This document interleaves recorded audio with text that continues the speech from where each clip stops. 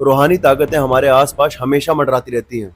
उनकी एक अलग दुनिया होती है जो हमें दिखाई नहीं देती, लेकिन कभी ना कुछ ऐसे इंसिडेंट्स होते हैं जिससे हमें वो ताकतें महसूस करा देती हैं कि वो एग्जिस्ट करती हैं। दरअसल ये कहानी है एक पुरानी हवेली के भूत की। जो हवेली बहुत ज्यादा पुरानी थी, जिसमें राजा महाराजाओं का राज हुआ करता था, लेकिन अब वो वीरान पड़ी थी, बिल्कुल खंडर, एकदम बुरी हालत में। और उनके जो वंशज थे, मतलब उन राजा महाराजाओं की जो नई जनरेशन थी, नाती पोते बच्चे, वो सब फॉरेन कंट्रीज में जाके सेटल हो गए थे। लेकिन हवेली की हालत इतनी खराब हो चुकी थी कि वो कभी भी गिर सकती थी। उसमें बहुत ज्यादा मरम्मत की जरूरत थी। और उस हवेली के आसपास छोटे छोटे गांव, छोटे छोटे घर बन गए थे, जिस वजह से अगर उस हवेली में कुछ भी होता, वो गिरती, तो उससे आसपास के जो घर हैं, आसपास के जो लोग हैं, उनको बहुत ज्यादा सफर करना पड़ता। तो गवर्नमेंट का नोटिस जाता है उन लोगों के पास जो उनके वंशज होते हैं, जो उनकी नई जनरेशन होती हैं। गवर्नमेंट का नोटिस जाता है कि आप इस हवेली को ठीक कराओ। फिर कुछ दिनों बाद एक लड़की अपने एक छोटे से बच्चे के साथ उस हवेली में दाखिल होती है, जो उस जमाने के राजा के नाती की बेटी थी। उस लड़की का नाम उर्मिला था, जिसके पति का एक्सीडेंट हो चुका था और जो मर गया था उस एक्सीडेंट में, और वो लड़की विधवा हो चुकी थी। उसका एक 8 साल का बेटा था, जिसके साथ वो इस हवेली में आई थी इसकी मरम्मत कराने के लिए और रहने के लिए। वो हवेली बहुत ही ज्यादा बड़ी थी, मतलब बहुत ही ज्यादा, आप इमेजिन नहीं कर सकते। तो उसकी सफाई के लिए 5-10 मजदूरों में भी काम नहीं चला। उसकी सफाई के लिए कई सारे मजदूर बुलाए गए, जिन्हें उस हवेली के चप्पे चप्पे की सफाई करने के लिए ठेका दिया गया। लेकिन उन मजदूरों को ये नहीं पता था कि उस हवेली के उन कोनों में जिनमें वो सफाई कर रहे हैं, उसके अंदर कितने सारे खूनी रहस्य छुपे हुए हैं। उर्मिला के हवेली में आने के बाद उस हवेली का माहौल थोड़ा सा बदल जाता है। एक हिंदी टर्म है जिसको हम कहते हैं, उस हवेली की हवा रूहानी होने लगती है।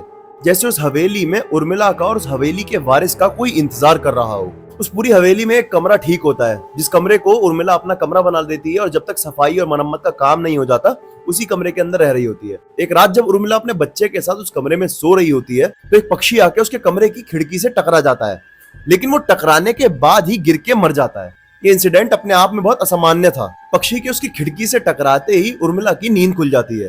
वो लाइट जलाती है और देखती है तो बहुत जोर से चिल्लाने लगती है, क्योंकि एक बर्ड उसकी खिड़की में मरा हुआ अटका पड़ा है, और उस बर्ड के शरीर से बूंद बूंद करके खून जमीन पे टपक रहा है।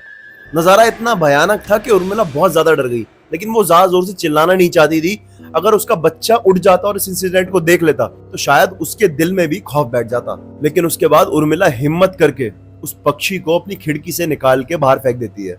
उसे पूरी रात नींद नहीं आती, तो बहुत ज्यादा कंफ्यूज हो जाती है कि एकदम से सडनली क्या हो गया मेरे साथ। डर तो उसके अंदर बैठ ही जाता है, लेकिन वो पूरी रात ये सोचती रहती है कि किसी ने मेरे साथ शरारत तो नहीं की है। सुबह होते ही वो सारे मजदूरों को इकट्ठा करती है और अपने पास बुलाती है और कहती है कि तुम ये बताओ, रात में एक बर्ड आके मेरी खिड़की से टकराई और तुरंत मर गई।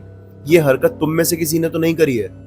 क्योंकि ऐसा तो होता नहीं है कि कोई बर्ड आए और अपने आप आके किसी खिड़की से टकरा जाए। तभी मजदूर कहते हैं, नहीं मैडम, हमने तो कोई पक्षी मरा हुआ देखा ही नहीं, और हम तो उसी रास्ते से आ रहे हैं, वहां पे भी कोई पक्षी नहीं पड़ा हुआ था। तो उर्मिला वहां तुरंत चेक करने के लिए जाती है और मजदूर भी उसके साथ जाते हैं। लेकिन जब वो देखते हैं तो वहां पे कोई पक्षी नहीं होता। उर्मिला बहुत ज्यादा घबरा जाती है। वो सोचती है कम से कम यहाँ पे खून की बूंदें तो होनी चाहिए थी, लेकिन वहां पे तो उस बर्ड का एक पंख भी नहीं था।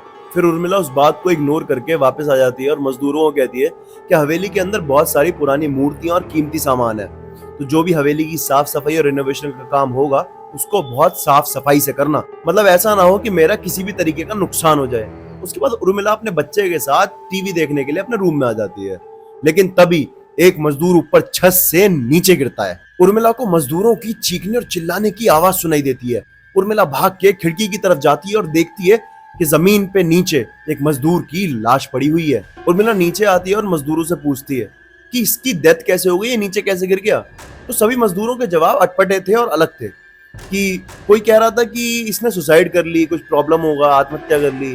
किसी का जवाब था कि इसका पैर फिसल गया है, नीचे गिर गया। लेकिन उर्मिला के दिमाग में ना कई चीजें चल रही थी कि ये नॉर्मल डेथ नहीं है, इसमें कुछ तो गड़बड़ है। उर्मिला को उन बातों में कई अनकही बातें सुनाई दे रही थी। लेकिन तभी अचानक से उर्मिला के कान में एक अजीब सी आहट होती है और आवाज आती है कि अगर अपने बच्चे को बचा सकती हो तो बचा लो।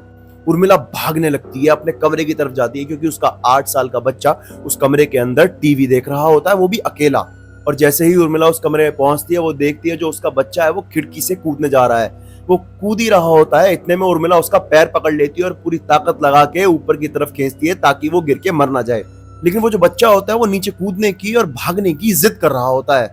जैसे उसे मरना हो। उर्मिला किसी तरह से लोगों की मदद लेके पूरी ताकत लगा के उसको जैसे तैसे ऊपर खींचती है और संभालती है। उसके बाद वो अपने 8 साल के बेटे को लेके नीचे आती है और उन मजदूरों से पूछती है कि इस हवेली में ऐसा क्या है, क्योंकि मेरा 8 साल का बच्चा तो ऐसी हरकत बिल्कुल नहीं कर सकता और यहाँ जो भी सब हो रहा है वो काफी अबनॉर्मल है। ऐसा मैंने नॉर्मली कहीं होते हुए तो देखा नहीं है। तभी उनमें से एक बहुत बूढ़ा मजदूर निकल के आता है और वो कहता है कि बेटा, अगर तुमको इस हवेली के बारे में ज्यादा जानना हो तो अपने पूर्वजों की कहानी पढ़ो। तुम्हारे जितने भी डाउट्स हैं, जितनी भी तुम्हारी शंकाएं हैं, जितने भी तुम्हारे मन में सवाल हैं, वो सब क्लियर हो जाएंगे।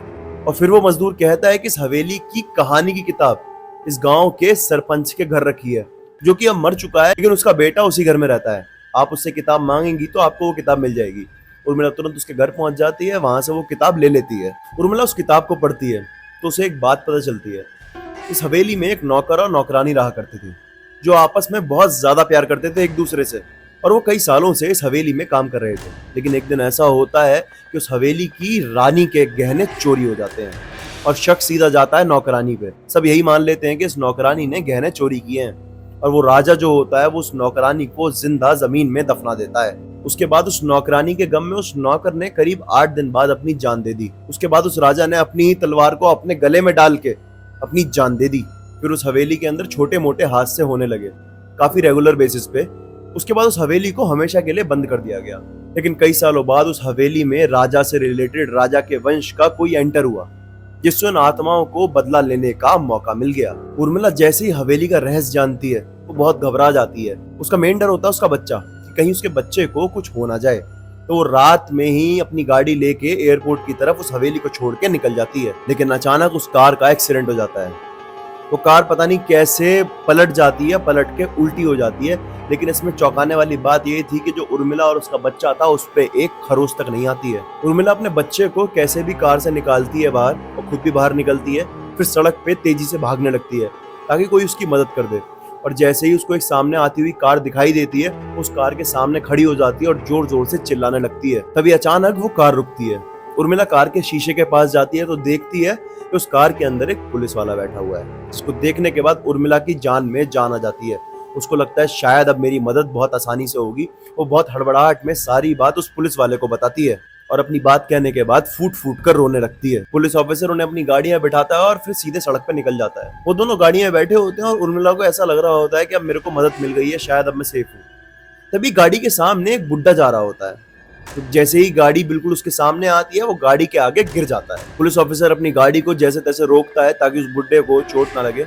उस बूढ़े आदमी को वो उठाता है, अपनी गाड़ी की बैक सीट पे बिठाता है और सीधे फिर हॉस्पिटल के लिए निकल जाता है। लेकिन अचानक उस बूढ़े आदमी के हाथ पुलिस वाले की गर्दन की तरफ आने लगते हैं। वो धीरे धीरे गर्दन की तरफ हाथ बढ़ाता है और पुलिस वाले का गला दबा देता है। और जैसे ही वो पुलिस वाले का गला दबाता है, पुलिस वाला बड़ी जोर से गाड़ी के ब्रेक मारता है हड़पटाहट में। वो पुलिस ऑफिसर उसके बाद अपनी गन निकालता है, गाड़ी के बाहर निकलता है। बुड्ढा भी गाड़ी के बाहर निकलता है। बुड्ढे पे वो अपनी गन से निशाना लगाता है और सीधे गोली चला देता है। उस बूढ़े आदमी की गोली सीधे सर में जाके लगती है, लेकिन उस बूढ़े आदमी पे कोई फर्क ही नहीं पड़ा। वो लेडी और वो पुलिस वाला, वो दोनों जान चुके थे कि ये कोई इंसान नहीं हो सकता, ये कोई आत्मा, कोई भूत यही हो सकता है। भूत को देखते ही उर्मिला अपनी गाड़ी से बच्चे को लेकर बाहर निकल जाती है और भागने लगती है। पुलिस वाला भी जैसे तैसे मशक्कत करके उस भूत की पकड़ से निकल जाता है। वो पुलिस ऑफिसर, उर्मिला और उसका बेटा, ये तीनों सड़क पे बहुत जोर से भाग रहे होते हैं, बहुत ज्यादा डरे हुए होते हैं। इनको उस टाइम पे ये लग रहा होता है कि अब हमारी जान कभी भी जा सकती है, अब तो हमें सिर्फ भगवान ही बचा सकता है। लेकिन तभी इन्हें सड़क पे एक जगह लाइट जगमगाती हुई दिखाई देती है। पुलिस ऑफिसर उर्मिला से कहता है कि मैडम, जहां आपको पहुंचना था आप वहां पहुंच चुकी हैं, हम एयरपोर्ट आ गए हैं। ये सुनते ही उर्मिला की जान में जान आ जाती है। उर्मिला अपने बच्चे को गले से लगाती है और बहुत ज्यादा सुकून में हो जाती है और ये तीनों ही एयरपोर्ट के अंदर जाने लगते हैं। उसके बाद उर्मिला उसी कंट्री चली जाती है जहां वो पहले रहा करती थी। कुछ टाइम बाद वो उस डायरी को निकालती है, इस डायरी के अंदर हवेली की पूरी कहानी थी।